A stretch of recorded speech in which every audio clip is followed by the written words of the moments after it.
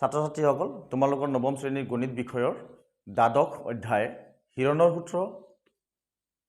চেপ্টাৰটোৰ অংকসমূহ কৰি আছো তো 12.1 আজি আহিছো কোৱেশ্চন নম্বৰ 8 লৈ অৰ্থাৎ অন্তিমটো কোৱেশ্চন 12.1 অনুশীলনীৰ 8 নম্বৰ অংকটো কৈছে এটা সমকোণী ত্ৰিভুজৰ অতিভুজৰ মাপ 13 সেন্টিমিটাৰ আৰু এটা বাহুৰ মাপ 5 সেন্টিমিটাৰ ত্ৰিভুজটোৰ কালি নিৰ্ণয় কৰা তেতিয়াহলে আমাক কৈছে সমকোণী ত্ৰিভুজ আৰু ইয়াৰ এটা বাহুৰ মাপ 5 সেন্টিমিটাৰ দিছে আকৌ অতিভুজৰ মাপ 13 সেন্টিমিটাৰ বুলি কৈ দিছে তেতিয়ালে হিৰণৰ সূত্ৰ মতে আমি ত্ৰিভুজৰ কালি উলিয়াব লাগে অৰ্থাৎ সমকোণী ত্ৰিভুজটোৰ দুটা বাহুৰ মাপ আমি পাইছো এটা অতিভুজ আনটো এটা বাহু 5 সেন্টিমিটাৰ তো আমি ধৰি লম ধৰা হল সমকোণী ত্ৰিভুজ তোৰ অতিভুজ যাক আমি এ বুলি নাম দিছো এইটো হৈছে 13 সেন্টিমিটাৰ হিৰণৰ সূত্ৰৰ মতে বাহুবোৰক আমি এ বি সি ৰে নামকৰণ কৰো তেতিয়ালে সমকোণী ত্ৰিভুজৰ অতিভুজ ইয়াৰ যোগ হৈছে এ আৰু 13 সেন্টিমিটাৰ বুলি আমাক দিয়া আছে আন এটা বাহু বি সমান 5 সেন্টিমিটাৰ সি ইকুৱেল টু আমি নেজানো এই দুটা আমাক দিয়া আছে অৰ্থাৎ a ইকুৱেল টু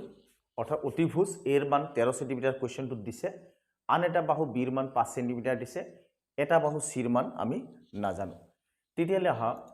সমকোণী ত্ৰিভুজৰ ক্ষেত্ৰত আমি পাইথাগোৰাছৰ সূত্ৰ মতে পাইছো অতিভুজৰ বৰ্গ আন বাহু দুটাৰ বৰ্গৰ সমষ্টিৰ সমান গতিকে আমি লিখি দিম পাইথাগোৰাছৰ সূত্ৰ মতে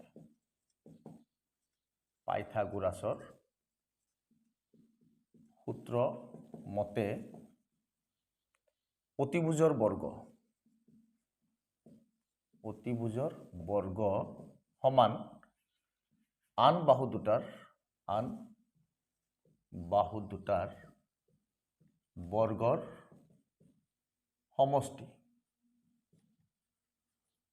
আন বাহু দুটাৰ বৰ্গৰ সমষ্টি অতিভুজৰ বৰ্গ সমান আন বাহু দুটাৰ বৰ্গৰ সমষ্টি আমি এইটো পাইথাগোৰাছৰ সূত্ৰ মতে পাইছো নাইবা আমি এনেদৰে পাওঁ কৰ্ণ স্কয়াৰ সমান ভূমি স্কয়াৰ যোগ লম্ব স্কয়াৰ ইয়াত যেহেতু ভূমি লম্ব বুলি কোৱা হোৱা নাই গতিকে সেই ধৰণে মই লেখা নাই অতিভুজ বুলি কৈছে গতিকে অতিভুজৰ বৰ্গ আন বাহু দুটাৰ বৰ্গৰ সমষ্টিৰ সমান বা যোগফলৰ সমান বুলি লিখা হৈছে তো অতিভুজৰ বৰ্গ ইয়াৰ পৰা আমি পাওঁ এটাকে অতিভুজৰ বৰ্গ অৰ্থাৎ a স্কয়াৰ আমি পাওঁ ইকুৱেল টু আন বাহু দুটাৰ বৰ্গৰ সমষ্টি অৰ্থাৎ b square plus c square আমি এনেদৰে পাম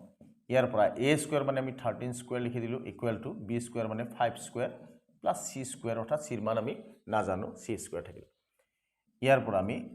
13 গুণ আমি পূৰণ কৰিলে 169 পাওঁ আৰু 25 ইফালে আহিলে মাইনাস এটো যেহেতু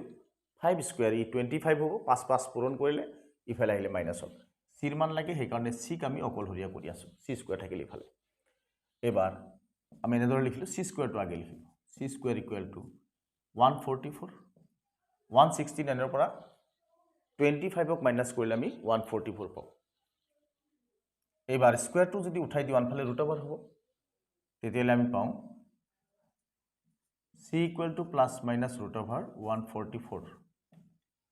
এটাকে c equal to plus minus 12 square উঠাই দিলে আনফালে প্লাস মাইনাস ৰুট ওভাৰ চিনটো বহে তেতিয়ালে 144 ৰ বৰ্গমূল আমি 12 পালো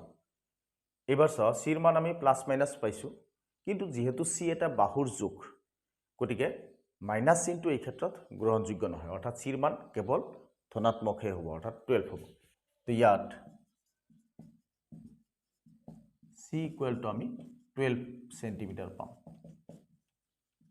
এবাৰ ত্ৰিভুজটোৰ তিনিটা বাহু a b আৰু c ৰ মান পালো এবাৰ ত্ৰিভুজটোৰ কালি হিৰণৰ সূত্ৰ মতে আমি উলিয়াব লাগিলে s ৰ মান উলিয়াব লাগিব অৰ্থাৎ s ইকুৱেল টু অৰ্ধ পৰিসীমা তাক আমি উলিয়াব লাগিব তাৰ পিছত আমি হিৰণৰ সূত্ৰ মতে ত্ৰিভুজৰ কালি উলিয়াব পাৰিম তেতিয়া s ইকুৱেল টু হৈছে অৰ্ধ পৰিসীমা অৰ্থাৎ পৰিসীমাৰ আধা পৰিসীমা হৈছে a + b + c / 2 equal to a + b + c অৰ্থাৎ a মানে 13 + b মানে 5 + c ৰ মান 12 / 2 এবাৰ আমি যোগ কৰিলে কি পাম 13 5 18 18 12 30 30/2 তে 2 ৰে 15 বাৰ যাব ইকুৱেল টু পালো 15 সেন্টিমিটাৰ অৰ্থাৎ অৰ্ধ পৰিসীমা আমি s ৰ মান পালো 15 সেন্টিমিটাৰ এবাৰ আমি হিৰণৰ সূত্ৰ মতে ত্ৰিভুজৰ কালি উলিয়াব পাৰো তাৰ কাৰণে মই মুছি লৈছো এইখিনি চাবা এতেকে হিৰণৰ সূত্ৰ মতে কালি মানে ত্ৰিভুজৰ কালি সমান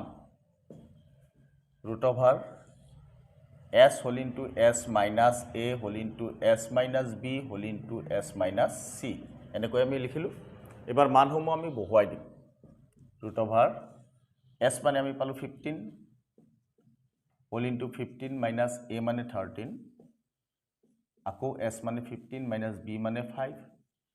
হোল ইনটু s মানে 15 মাইনাস c মানে আমি কিমান পাইছিলো 12 পাইছিলো দিস ইকুৱেল টু 15 ব্ৰেকেট মানে পূৰণ 15 13 বিয়োগ দিলে 2 থাকিল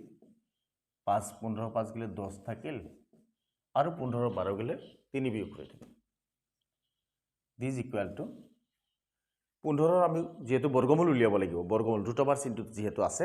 15 বৰ্গমূল আমি 3 পূৰণ 5 লিখিম মৌলিক উৎপাদক 3 পূৰণ 5 পূৰণ 2 টো থাকিল 10 ৰ উৎপাদক 2 পূৰণ 5 লিখি দিলো আৰু 3 এটা লিখিলো দিস ইকুৱেল টু এবাৰ আমি বৰ্গমূল উলিয়ালে দুটাৰ পৰিৱৰ্তে এটা লিখিম দুটা 2 আছে আমি এটা 2 লিখিলো তাৰ পিছত দুটা 3 আছে তাৰে এটা 3 লিখিলো এটো 3 আৰু এটো 3 এটা 3 আহিল এগেইন 5 দুটাৰ পৰিৱৰ্তে এটা 5 পালো দিস ইকুৱেল টু 2 3 গুণ 6 5 গুণ 30 যেহেতু এটো কালি গতিকে আমি লিখিম 30 সেন্টিমিটাৰ স্কয়াৰ নাইবা বৰ্গ সেন্টিমিটাৰ তো ছাত্ৰ ছাত্ৰীসকল তো কোৱেশ্চন নম্বৰ 8 সমাধান কৰি তোমালোকক দিলো তোমালোকে নিশ্চয় চাগে বুজি পাইছা যদি অংকসমূহ চাই ভাল লাগিছে বা বুজি পাইছা তেতিয়াহলে কমেন্ট বক্সত কমেন্ট কৰি তোমালোকে নিশ্চয় জনাবা আৰু এইখিনিতে আশা থাকিল যিসকল ছাত্ৰ ছাত্ৰী তোমালোকে এতিয়াও মোৰ চেনেলটো সাবস্ক্ৰাইব কৰা নাই তোমালোকে সাবস্ক্ৰাইব কৰিবা লগতে বন্ধুবৰ্গসমূহৰ লগত শ্বেয়াৰ কৰিবা